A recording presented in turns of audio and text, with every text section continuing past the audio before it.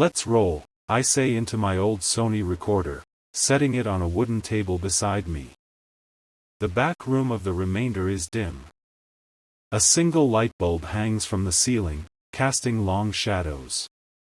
Sal stands by the door, holding a bottle of whiskey that he's already poured half of into his own glass. He hands me mine and tips it before I can refuse. 3/4? I ask, taking a sip. He nods, lips pressed tight. Better than none.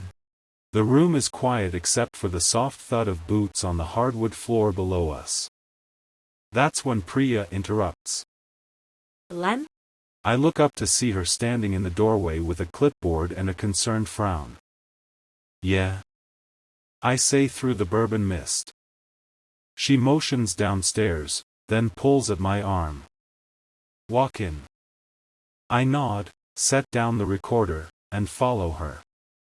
Sal raises his glass in salute as I pass by. Maya Halberg stands in front of me, tall and slender, with a determined look on her face that's not quite masked. She hands over an Oracle-issued file, its contents already bookmarked to a section I hadn't seen before. This is my brother Daniel. She says, gesturing to the file. He was 31. Her voice trembles slightly as she shifts through the documents. Oracle's 97.1% confidence on suicide? It doesn't feel right. I nod, trying to keep her talking while I scan the file. Let me tell you what I saw. She says, her voice firming up. He was always so driven. You think it's murder? I ask, cutting her off gently. She looks at me for a moment before shaking her head. I can't say. But I do know there are details that don't add up. I turn back to the file, flipping through the pages. In a corner, a note is scribbled by Oracle. Flag. Ancillary possible red herring. The note is followed by a reference to a discarded security camera feed. I can feel my heart rate picking up. Maya, I say slowly.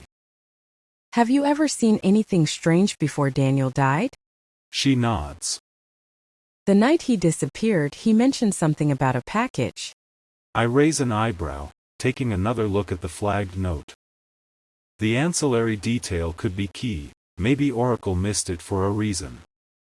Sal approaches me from behind and quietly places a glass on the table. It's half full, but I can't tell if it's bourbon or water until I take a sip. Thought you might need this, he says softly. I pretend not to notice his subtle gesture as I look back up at Maya. All right, I say, closing the file. I'll take it. She gives me a weak smile of relief. Thank you, Len. Back in the back room, I sit down to record my thoughts while Sal gets us another drink, this time straight water. He refills my glass with the same liquid. I take a sip and grimace. Priya, meanwhile, is tapping away at her tablet. She looks up and hands it to me. Oracle's public appeal portal shows Maya's appeal as automatically denied in 11 seconds. Oracle was supposed to be infallible, She says, her voice low. Even if you appeal. I nod slowly, the gravity of what we're facing settling in. Let's record this, I say, setting up my recorder again. We'll start with the cold open. The flashback cuts out as Priya pulls back her tablet and gives me a look that says it all. This is going to be a long series. I take a deep breath, ready to dive into what may just be the first case I can't solve. End of Chapter 1. Cliffhanger.